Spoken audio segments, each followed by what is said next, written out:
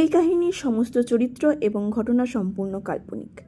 বাস্তবে জীবিত বা মৃত কোনো ব্যক্তি অথবা কোনো ঘটনার সাথে এর মিল থাকলে তা সম্পূর্ণ অনিচ্ছাকৃত এবং কাকতালীয়। ব্যবহৃত অপ্রাকৃত এবং অলৌকিক ঘটনাক্রম পরিবেশনায় উপক্রম মাত্র। কুসংস্কারে বিশ্বাস করবেন না, কুসংস্কার ছাড়াবেন না। ধন্যবাদ। নমস্কার, আপনারা শুনছেন গল্পগুচ্ছ ইউটিউব চ্যানেল। আজ আপনারা শুনবেন একটি গ্রাম বাংলার ভূতের গল্প, নিঃসঙ্গ রাতে। গল্প পাঠে অন্বেষা। গল্পটি কেমন লাগলো তা অবশ্যই আমাদের নিচে কমেন্ট করে জানাবেন এবং আমাদের চ্যানেলটিকে সাবস্ক্রাইব করতে একদম ভুলবেন না। তাহলে শুরু করছি আজকের গল্প, নিঃসঙ্গ রাতে। গ্রামের নাম ছিল ছোটধাম। এক অদ্ভুত রহস্যময় পরিবেশে মোড়া এই গ্রামটি দিনের বেলায় যেমন সুন্দর, ঠিক রাতের বেলায় তেমন ভয়ঙ্কর। গ্রামের শেষ প্রান্তে ছিল একটি পুরনো পরিত্যক্ত বাড়ি, যাকে সবাই ভূতের বাড়ি বলেই জানত। বাড়িটি বহু বছর ধরে খালি পড়ে আছে।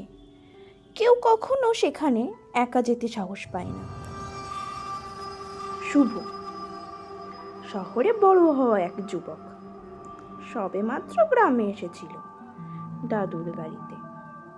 শহুরে জীবনের ব্যস্ততা থেকে কিছুদিনের জন্য মুক্তি চেয়েছিল সে। কিন্তু শুভ গ্রামবাসীদের কুসংস্কারে বিশ্বাস করত না। ভূত বলে কিছু নেই, এ কথা সে বারবার বলে হাসি মজা করত। হঠাৎ একদিন রাতে শুভ গ্রামবাসীদের সামনে চ্যালেঞ্জ করল, আমি ভূতের বাড়িতে রাত কাটাবো, দেখি না কি হয়। গ্রামবাসীরা তাকে থামানোর চেষ্টা করল, কিন্তু সে কারোর কথাই শুনল না। মশাল হাতে নিয়ে বাড়ির দিকে রওনা দিল। বাড়ির ভেতরে ঢুকতেই এক ঠান্ডা কনকনে বাতাস গায়ে লাগলো। পুরো বাড়ি অন্ধকার আর ধুলোময়। চারপাশে মাকড়সার জাল আর ভাঙাচোরা আসবাবপত্র। শুভ এক কোণায় একটি পুরনো খাট পেল, সেখানে বসে গল্পের বই পড়তে লাগলো। হঠাৎ চারপাশটা এলোমেলো হয়ে যেতে লাগলো। বাতাস যেন ভারী হয়ে গেল। দূর থেকে যেন কেউ শ্বাস নিচ্ছে, তার আওয়াজ শোনা যাচ্ছে। শুভ প্রথমে তা পাত্তা দিল না, কিন্তু কিছুক্ষণ পর দেখতে পেল একটি সাদা ছায়া মূর্তি তার সামনে ভেসে বেরোচ্ছে। মূর্তিটির মাথায় চুল এলোমেলো, চোখ দুটি আগুনের মতো জ্বলছে। সেই দেখে শুভর বুক কেঁপে উঠল।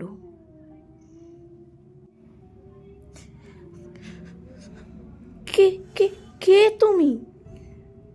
সাহস করে প্রশ্ন করল শুভ। তখন মূর্তিটি ধীর গলায় বলল,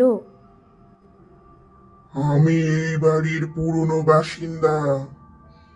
বহু বছর আগে আমাকে এখানে হত্যা করা হয়েছিল।